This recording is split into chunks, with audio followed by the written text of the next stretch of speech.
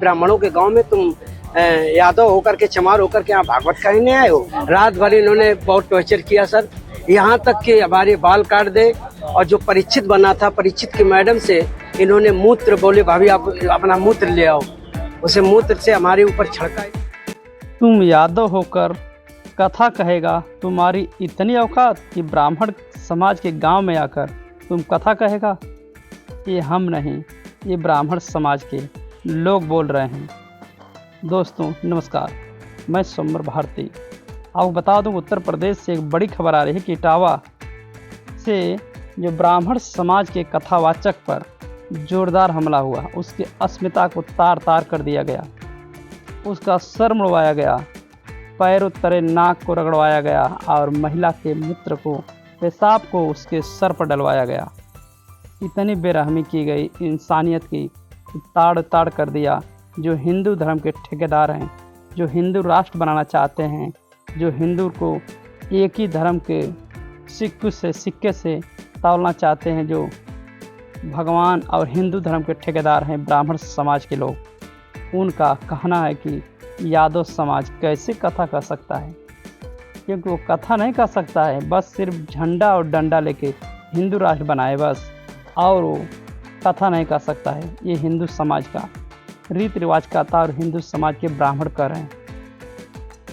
आपको बता दें, इस खबर को लेकर के भीम आर्मी चीफ और नगीना के सांसद चंद्रशेखर आज़ाद ने इस आवाज़ को बुलंद करते हुए उन्होंने जो ब्राह्मण समाज के दोषी लोग हैं उनको करारा जवाब देते हुए उन्होंने कहा है कि उत्तर प्रदेश के जनपद इटावा थाना बाकेवर के अंतर्गत ग्राम दांदरपुरा में कल दिनांक 22 जून 2025 को शाम लगभग 6 बजे बहुजन समाज के लोगों पर जाति पूछकर सुनियोजित हमला किया गया।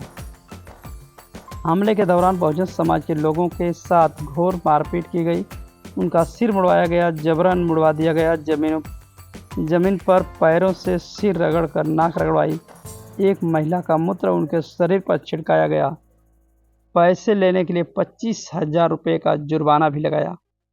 यह न सिर्फ शर्मनाक आतंकवादी हिंसा है, बल्कि बहुजन समाज के आत्मसम्मान, संविधान और मानवता पर एक सीधा हमला है।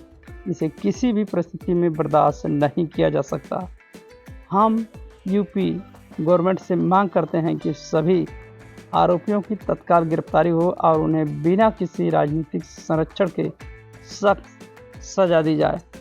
एफआईआर में SC/ST एक्ट की कठोर धाराएं लगाई जाए, पीड़ितों को सरकारी सुरक्षा और कम से कम 10 लाख रुपए का मुआवजा दिया जाए। इस मामले की निगरानी हाई लेवल जुडिशरी कमेटी द्वारा बनाई जाए। भीम आर्मी आज़ाद समाज पार्टी कांसीराम इटावा की टीम मौके वारदात से पीड़ित के साथ है। भीम आर्मी आज़ाद समाज पार्टी कांसीराम इटावा की टीम घटना की सूचना मिलते ही मौके पर पहुंची और पीड़ितों के साथ खड़ी रही। यदि 2 दिनों में के भीतर इस अमानवीय जातिवादी हमले पर ठोस कार्रवाई नहीं हुई तो बहुजन समाज संविधान ढंग से बड़ा आंदोलन करने के लिए बाध्य होगा। शासन प्रशासन को इसका पूर्ण उत्तरदायी ले